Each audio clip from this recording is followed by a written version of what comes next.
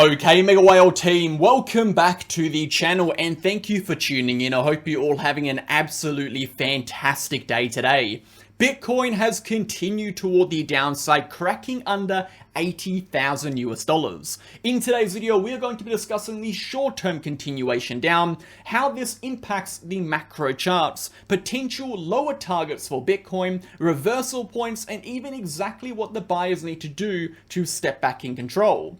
We're going to be doing a comprehensive and deep analysis, diving into the short-term charts and macro charts. By the end of today's video, you'll have a very clear understanding of what is happening, what needs to happen, and what is likely to occur next. Before we get into it, smash that like button, hit that comment button, and subscribe to the channel. We post daily videos for Bitcoin focusing on the facts, the data, the technical, and the structural information. No hype, no BS, no emotion, pure raw TA. If that is the kind of content you are interested in, join us on Telegram. This is the first link down below. You'll get access to charts, updates, videos, educational posts, news events, and everything you need to stay in the loop for cryptocurrency with Bitcoin and the relevant economic news. And if you are interested in taking your trading to the next level, join us over on the VIP channel. You can do that by clicking the pinned comment,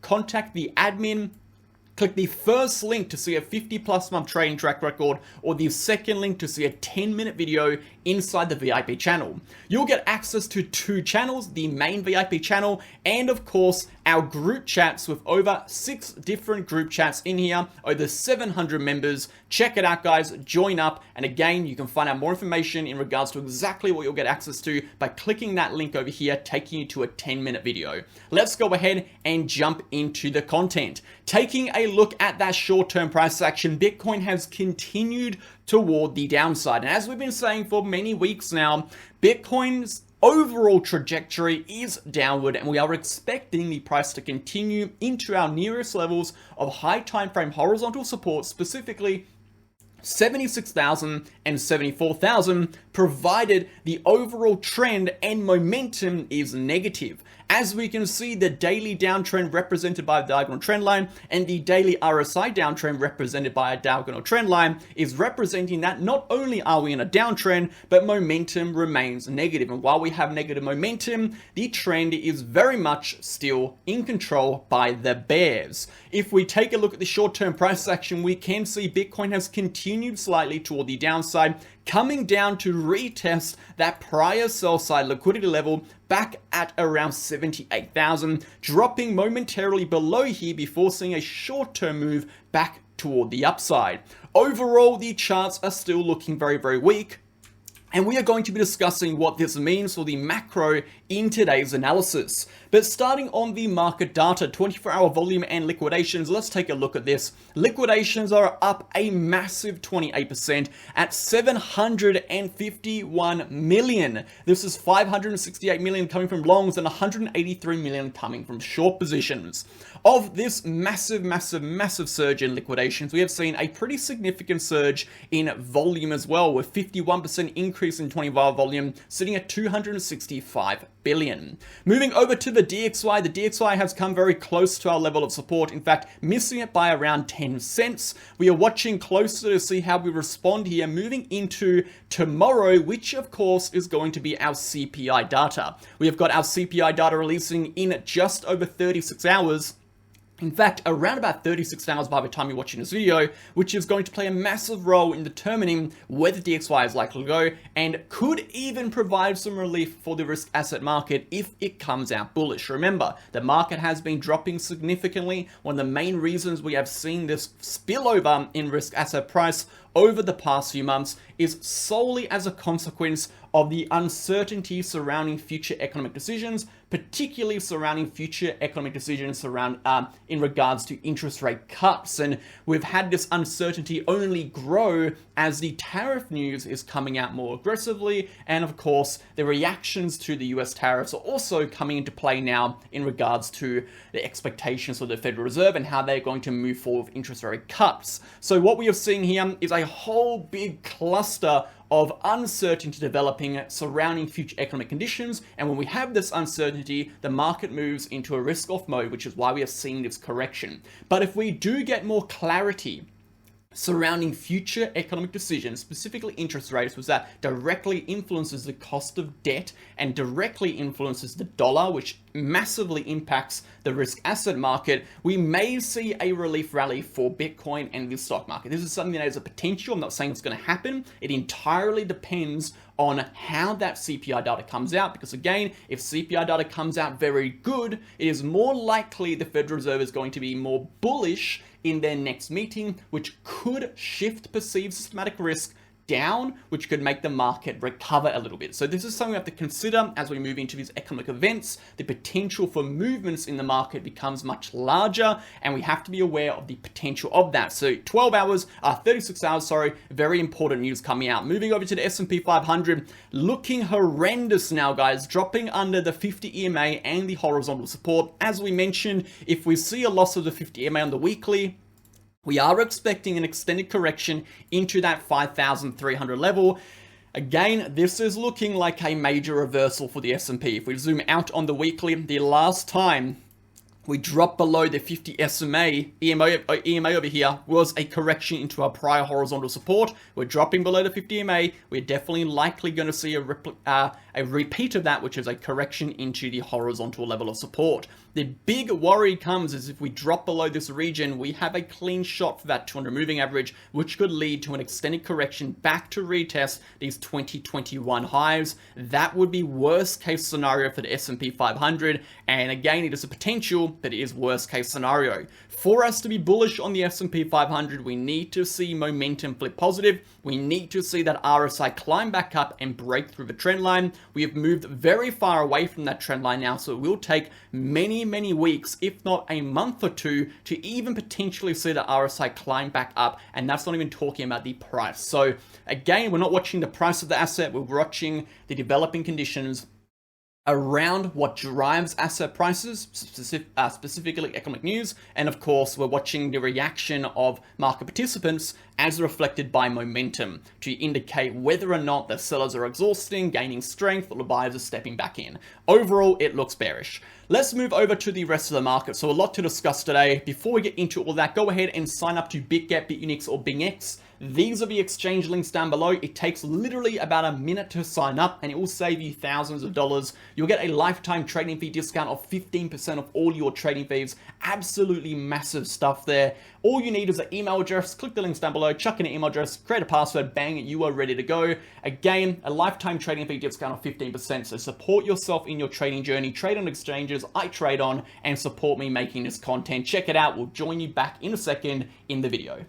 If you are looking for a new exchange or just want to support the channel, sign up to BitUnix with the link down below. You'll get a lifetime trading fee discount of 15%, which can build up to 45% based on your trading volume, as well as access to a bonus reward center, and of course, all of the exclusive campaigns we run on this exchange. You'll also get access to BitUnix being a non-KYC exchange, meaning you can sign up from anywhere in the globe without regulations. And most importantly, I only promote exchanges I trust and I use. As you can see, I trade on BitUnix very regularly, being the highest VIP level with over $500 million in trading volume for the last 30 days. And lastly, if you were interested in signing up to our other two exchanges, BingX or BitGet, you can also do that via the links down below. You as well will get the 15% trading fee discount and everything else that comes with it. Go ahead and sign up. Thank you for supporting. Let's jump back in.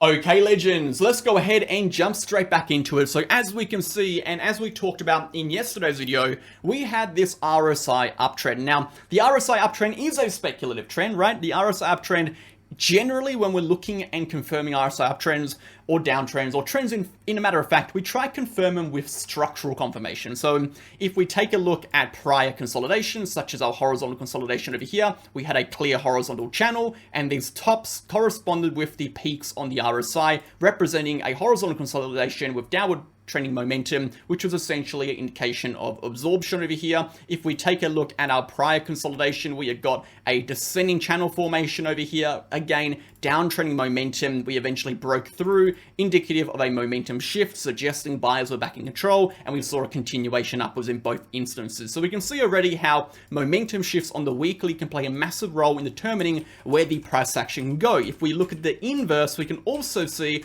back in 2021 in the macro downtrend, we had a very equivalent or a very respected downtrend in the RSI. You can represent that by this trend line. Eventually, when we did break out of a trend line, that is essentially what marked the end of that macro downtrend and the initiation of this macro uptrend. So we can see how these weekly momentum shifts generally act as leading indicators for macro continuations in price. Now, the reason I say this is a speculative uptrend, and it doesn't mean we should brush it off, is because number one, it is not taken from structural levels in regards to an overall structural pattern. And number two, we only have 2 points of retest, which happen to be levels of significance, mind you, that it is only 2 points and thus it is speculative. This isn't to say that it is irrelevant, but it is to say that we're not only basing our assumptions on this trend line alone, it is yet just a piece of context. It is to contextualize what is happening, and it is a bit of confluence. That being said, negative momentum shifts occurring on the weekly chart are still significant and should still be taken into consideration, especially when what we see is the prior lows on the RSI are taken out by the current price or the current lows on the RSI.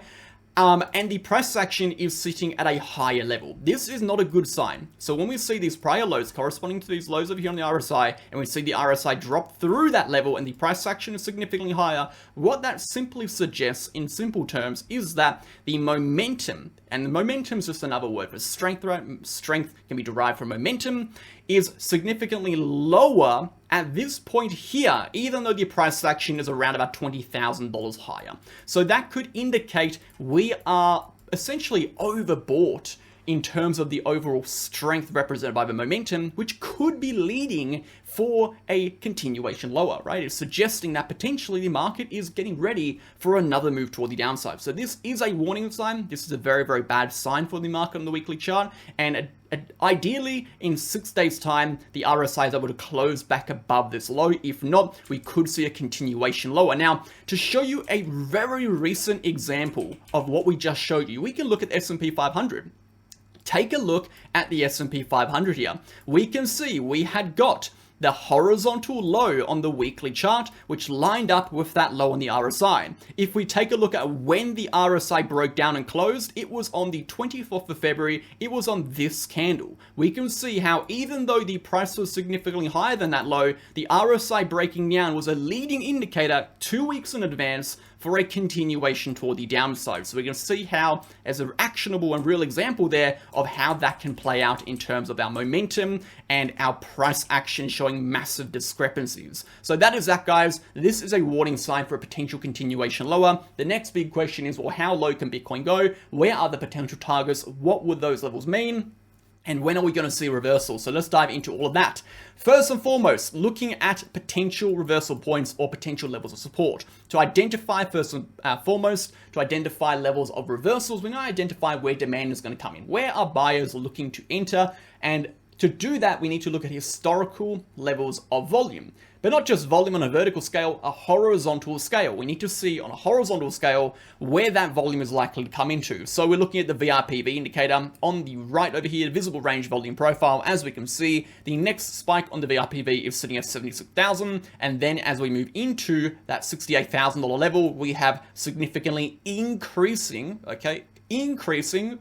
levels of support, essentially, right? Because the volume requirements, because the VRPV measures volume requirements on a horizontal level for the price to move between horizontal points, the volume requirements for the price action to move from 76,000 to 68,000 significantly increases as the price moves into this territory. So what we would expect is that as the price action approaches 76 and potentially lower, we start to see the volatility that we have seen since the breakdown at 92,000 begin to fizzle out.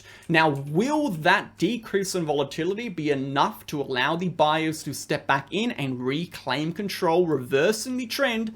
Or will it buy it some time before we see consolidation and continuation? That is a question we can only give an answer to when the price action actually acts at this level. We're going to see how the buyers are responding to the levels of support.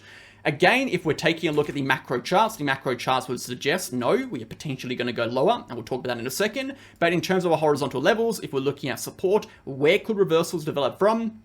Where could relief rallies develop from? The answer would be between 76,000 and 68,000. A safe bet would be 72 to 74,000, being smack bang in the middle, with the initial support hitting at 76 and the POC level sitting at 68,000. So where are we expecting Bitcoin to go? We are expecting slightly lower still, and we've been saying this for a very long time. In fact, we've been saying this ever since we broke down around 94,000, 92,000. We've been warning of this correction well back, even as high as 100,000. We've been talking about this, and we exited, as you know, on the 14th of December, all in Telegram, all on YouTube for those exits. Now, I didn't mention on YouTube that I sold my altcoins. That was actually specifically mentioned in Telegram only, but I did talk about for many months leading up to this, I was looking to sell in this region for Bitcoin, and we acted on that as the price action moved into the region. So looking at this, guys, let's talk about one thing. Now, what would it take for the buyers to get back in control, and when will we be seeing indications of that?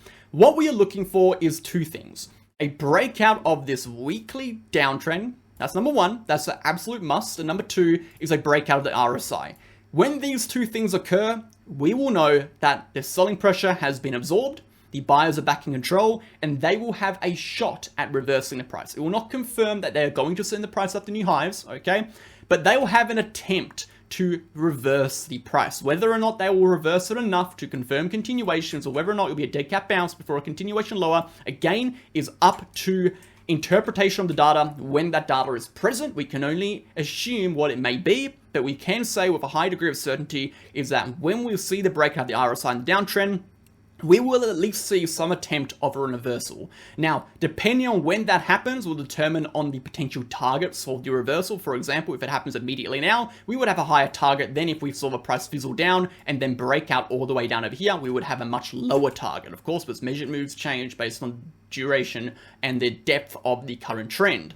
So that is it, guys, for the bullish scenario. I don't see too much on the higher time frame for the bulls. Essentially, the same thing we've been yapping on about for a few weeks now is still present. We need to break out the downtrend. We need to break out momentum. Until then, the price is expected to go lower. We've identified our key levels of support. We've identified the short-term reversal points. We've identified the range of which if selling pressure should begin to be absorbed. And we've talked about the potential consequences of that absorption and how that may impact the higher time frame charts. Let's now talk about, on the higher time frame, the warning signs for steeper corrections and why they may be possible. Now, as we've mentioned, 74,000 to 76 to potentially 86, where our POC level is a major area of support.